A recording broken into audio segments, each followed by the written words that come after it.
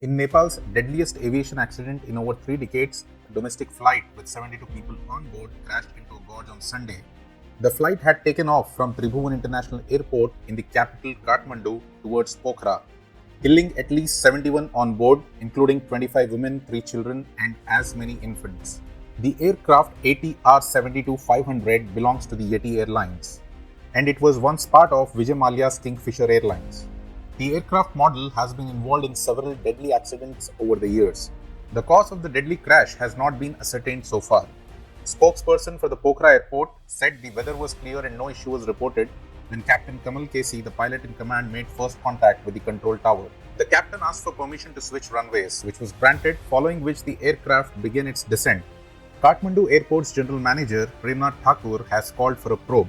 He mentioned the flight was in continuous contact with Pokhara Tower. The landing clearance of the plane had also been obtained. The weather was also fine. Everything was fine, then how the accident happened is a matter of investigation.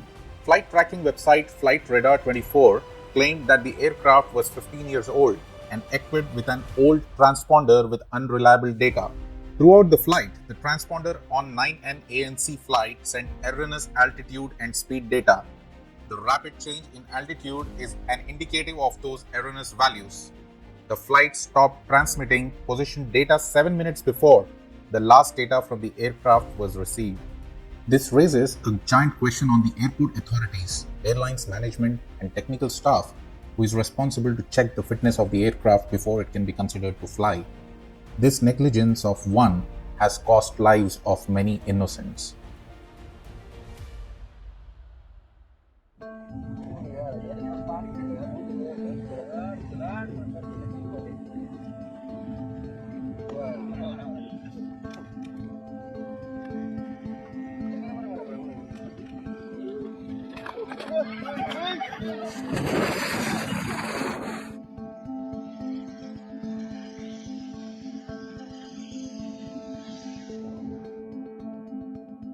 It does appear, though, that the aircraft stalled. That's the aviation term for when you lose lift from the wings.